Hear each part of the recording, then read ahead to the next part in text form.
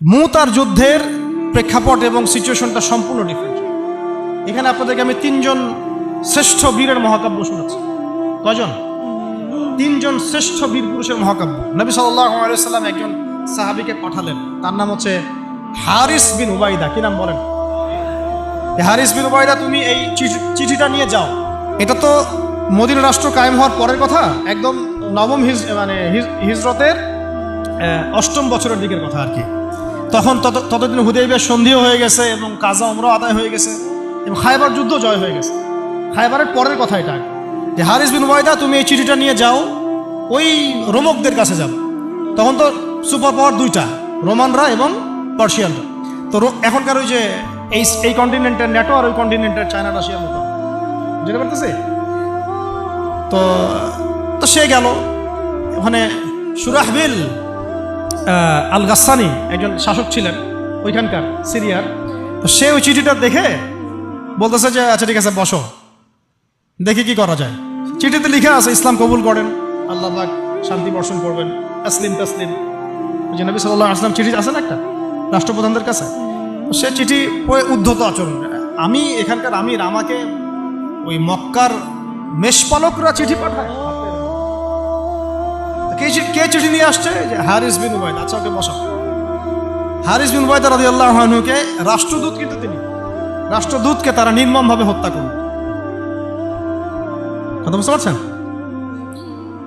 এবার নবী সাল্লাল্লাহু আলাইহি ওয়াসাল্লামের কাছে খবর যখন আসছে রাষ্ট্রদূতকে হত্যা করেছে। আমার সাহাবীকে, কয়জন সাহাবীকে হত্যা করেছে? 10 জন, 20 জন, 100 জন না একজন সাহাবীকে হত্যা করার প্রতিশোধ নেওয়ার জন্য নবী সাল্লাল্লাহু আলাইহি ওয়াসাল্লাম 3000 বাহিনীর একটা জিহাদি কাফেলা তৈরি করলেন। 3000 বাহিনী কাফেলায় তিনি নিজে নেতৃত্ব না দিয়ে বললেন যে এই কাফেলার নেতৃত্ব দিবে আমার প্রিয় ভাজন, তাকে তার পালক পুত্র বলা হতো এক সময়, যায়েদ ইবনে হারেসা রাদিয়াল্লাহু। কোন যায়েদ? তায়েফের সফরের সঙ্গী, তায়েফের সফরের একজন সাহাবী তার সাথে ছিলেন, তার নাম যায়েদ ইবনে হারেসা। যখন তায়েফবাসী নবীজিকে মারছিলেন, যায়েদ ইবনে হারেসা রাদিয়াল্লাহু আনহু তার বুক দিয়ে নবীকে জড়ায় ধরেছিলেন যে আমার গায়ে আঘাত লাগুক, তার গায়ে না লাগুক। এই সাহাবী যায়েদ ইবনে হারেসা রাদিয়াল্লাহু, তাকে পতাকা দিয়ে বললেন এই মোতার যুদ্ধের আমির হচ্ছে যায়েদ ইবনে হারেসা। যদি যায়েদ ইবনে হারেসা শহীদ হয় তাহলে পতাকা বহন করবে জাফর ইবনে আবি তালিব, আমার চাচাতো ভাই। কোন জাফর? যিনি আবিসিনিয়ায় গিয়েছিলেন মুসলিমদেরকে নিয়ে হিজরত করতে, মনে আছে? যিনি বাদশাহ নাজাশির সামনে কুরআন তেলাওয়াত করার, সূরা মারিয়াম তেলাওয়াত করার কারণে বাদশাহ নাজাশির চোখ দিয়ে দরদর করে পানি পড়তে শুরু করেছে। ওই বাদশাহ নাজাশিও পরে ইসলাম কবুল করেছে, আলহামদুলিল্লাহ। জাফর রাদিয়াল্লাহু আনহু পতাকা বহন করবে যদি যায়েদ ইবনে হারেসা শহীদ হয়। এরপরে যদি জাফরও শহীদ হয়, পতাকা বহন করবে আমার আরেক প্রিয় ভাজন সাহাবী আব্দুল্লাহ বিন রাওয়াহা রাদিয়াল্লাহু। আব্দুল্লাহ বিন রাওয়াহা রাদিয়াল্লাহু, যাকে যে কোনো মুহূর্তে যদি বলতেন ইসলাম নিয়ে একটা শের বলেন, একটা কবিতা বলেন, ইনস্ট্যান্ট তিনি শের বলে ফেলতে পারতেন। এত সুন্দর, এত উন্নত কাব্য প্রতিভা ছিল তার মধ্যে। এই নষ্ট সংস্কৃতি না, তাদের সংস্কৃতি ছিল একেবারে খাঁটি তাওহীদের সংস্কৃতি। এমনকি কাবা তাওয়াফ করছেন তিনি, তখন কাবা তাওয়াফ করছেন বিদায় কাজা উমরা আদায় করার সময় নবীর সামনে সামনে তিনি ঘুরছেন এবং আবৃত্তি করছিলেন একটা কবিতা কাফেরদেরকে আঘাত করার জন্য। এই কাফেররা, দেখো তোমরা যাকে বের করে দিয়েছিলে তিনি আজকে সসম্মানে এখানে ঘুরতেছে। ওমর রাদিয়াল্লাহু আনহু বলছিলেন যে কাবা তাওয়াফ করার সময় তুমি এগুলো বলছো? নবীজি বলেন ওকে ছেড়ে দাও, সে এমন বাক্য তিলাওয়াত করতেছে, মানে এমন বাক্য সে চয়ন করেছে যেগুলো কাফেরের অন্তরে বর্ষার চাইতেও বেশি বিদ্ধ হচ্ছে, তাকে বলতে দাও। এই হলো আব্দুল্লাহ বিন রাওয়াহা রাদিয়াল্লাহু আনহু, নবীজির অত্যন্ত প্রিয় ভাজন সাহাবী। আব্দুল্লাহ বিন রাওয়াহা যদি শহীদ হয় তাহলে তোমরা তোমাদের মধ্য থেকে একজনকে আমির নিযুক্ত করে নিও। সাহাবীরা বুঝে ফেললেন এই সফরে আমরা 3 জনই শহীদ হতে যাচ্ছি, কারণ একটা সফরে কখনো 3 জন আমিরের প্রয়োজন হয় না, হয়। এবার তারা গেলেন, তারা কখনো আশাও করেন নাই ওখানে যা দেখবেন। ওখানে গিয়ে দেখলেন যে 1 লক্ষ রোমান সৈন্য সামনে এসে দাঁড়িয়েছে। কত লক্ষ? এবং একেবারে ফুল প্রশিক্ষিত, একদম ফুল আর্মড ফোর্স। আর এর সাথে তাদের সাহায্যকারী দলেও আছে আরো 1 লক্ষ সৈন্য। মোট 9 লক্ষ। এদিকে কতজন? যুদ্ধ হওয়া সম্ভব? আসলে কি সম্ভব? সম্ভব না। যুদ্ধ কিন্তু সম্ভব না। আমরা তো আগে সংখ্যাগরিষ্ঠ হওয়ার কথা চিন্তা করি। কোন যুদ্ধে ইসলাম সংখ্যাগরিষ্ঠতা দিয়ে জিতে নাই। ইসলাম জিতেছে ঈমানের বদৌলতে। শুধু ইমানের বদৌলতে। আমরা সংখ্যা দিয়ে কখনো বিজয় লাভ করতে পারি নাই। এখন এবার সাহাবীরা মাশওয়ারা করতেছেন রাত্রেবেলা, আমরা কি করব? কালকে যুদ্ধ করব, নাকি মদিনায় ফিরে যাব, নাকি রাসূলকে খবর পাঠাবো, নাকি কোনো বিকল্প ফোর্স নিয়ে আসার ব্যবস্থা করব, কি করব? তখন সাহাবী ওই যে বললো আব্দুল্লাহ বিন রাওয়াহা রাদিয়াল্লাহু আনহু দাঁড়ালেন। তরুণ সাহাবী, আপনাদেরকে বলতেছে, তরুণ সাহাবী দাঁড়িয়ে বলছেন যে, হে আমার ভাইয়েরা, আমরা এখানে কি জন্য এসেছি? হয় আমরা এই যুদ্ধ করব, শহীদ হব, না হলে আমরা গাজী হব। আর আপনারা যে বিষয়টাকে ভয় করছেন, আসলে কিন্তু আমরা সেটা পাওয়ার জন্যই এসেছি, তার নাম শাহাদাত। আপনারা যেটাকে ভয় করছেন যে আমরা এখানে গেলে মারা যাব, ওটার জন্যই তো আমরা এত দূরে এসেছি। আমরা গাজী হই অথবা শহীদই হই, আমাদের জন্য আজর আল্লাহর কাছে লেখা থাকে। তো তার এই মানে এমন ঈমানদীপ্ত ছিল ভাষণটা, আমি তো ওটা বলতে পারলাম না, আরবিতে তিনি বলেছেন।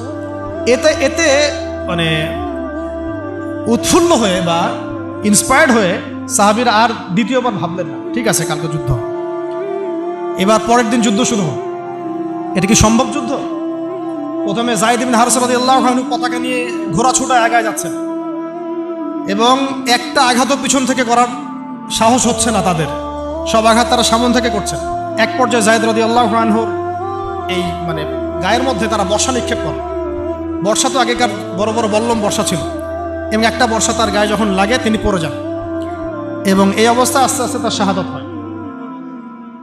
পতাকা পড়তে দেন নাই, পতাকা নিয়ে নিয়েছেন জাফর ইবনে আবি তালিব রাদিয়াল্লাহু আনহু হাতে, এবং জাফর রাদিয়াল্লাহু আনহু যুদ্ধ করতে থাকেন, এত বীর বিক্রমে যুদ্ধ করতে থাকেন যে এক পর্যায়ে তিনি তার নিজের কালো এবং লাল ডোরাকাটা ঘোড়া ছিল, সেই ঘোড়ার পা নিজেই কেটে ফেলেন, যে আমার যেন পালিয়ে যাওয়ার মন না উঠে, তারা যেন আমার ঘোড়া ইউজ করতে না পারে।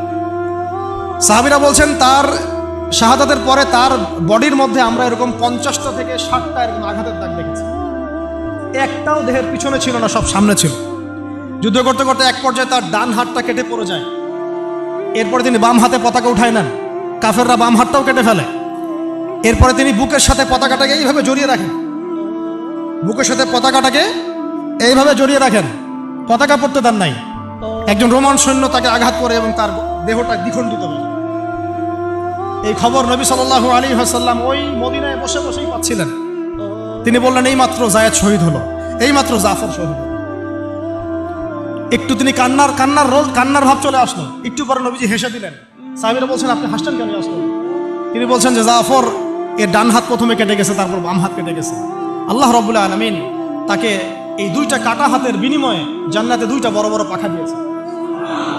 এইটা দিয়ে তিনি জান্নাতে ঘুরে বেড়াচ্ছেন আর ফল খাচ্ছেন। তার নাম হয়ে গেল জাফর আত-তাইয়ার, জাফর আত-তাইয়ার, পাখাওয়ালা। এরপরে পতাকা হাতে নিলেন সেই আব্দুল্লাহ বিন রাওয়াহা রাদিয়াল্লাহু আনহু। তিনিও তো বীর বিক্রমে যুদ্ধ করতে লাগলেন।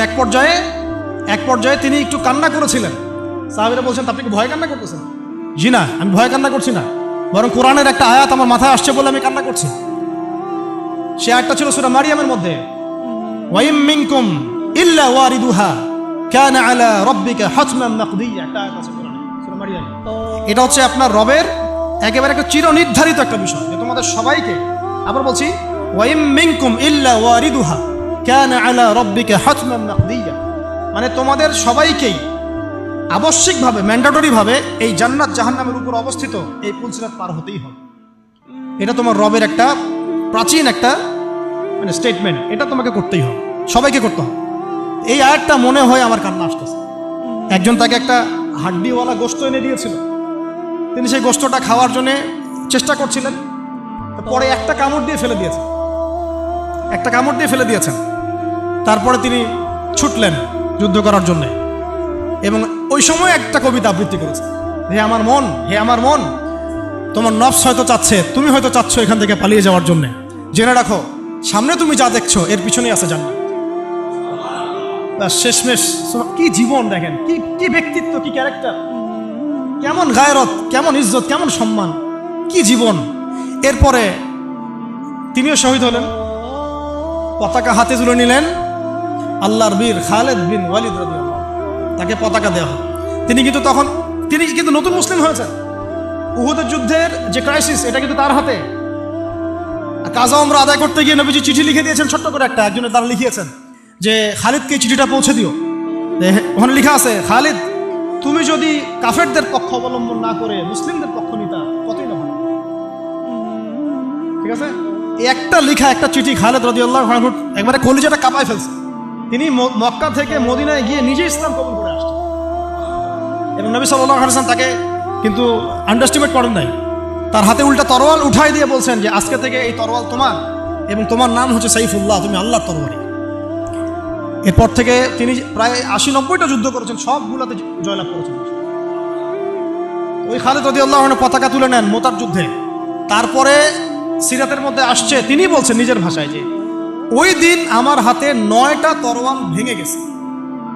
যুদ্ধ করতে করতে করতে করতে ওই দিন আমার হাতে 9টা তরোয়াল ভেঙে গেছে। তিনি ছিলেন যুদ্ধ কৌশল অত্যন্ত পারদর্শী, হুটে হাটে কোনো কাজ করতেন, অনেক পারদর্শী। তিনি ডানের সৈন্যকে বামে নিয়ে আসছেন, বামেরটাকে ডানে নিয়ে গেছেন, সামনেটাকে পিছনে নিয়ে আসছেন, পিছনেটাকে সামনে নিয়েছেন।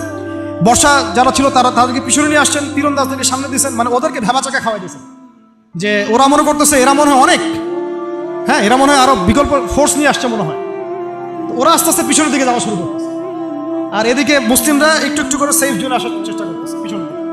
ওরা ভাবতেছে পিছনের সামনে যদি আগাই হয়তো পিছন থেকে ওরা আরো সৈন্য নিয়ে আসছে, আমাদেরকে আক্রমণ করবে। এই আল্লাহ পাক ভয় চাপাই দিলেন, এরা পালায় চলে গেল। ৩,০০০ সৈন্য নিয়ে ২ লক্ষ সৈন্যকে পরাজিত করা হয়েছে। খালিদ রাদিয়াল্লাহু আনহু বললেন আমার হাতে সেই দিন 9টা তরোয়াল ভেঙেছে, আর শেষমেশ ছোট্ট একটা ইয়েমেনি চাকু দিয়ে আমি যুদ্ধ করছি। তাহলে চিন্তা করেন কত কাফের মারা গেছে। আর মুসলিমদের মধ্যে মাত্র 12 জন সাহাবী শহীদ হয়েছে।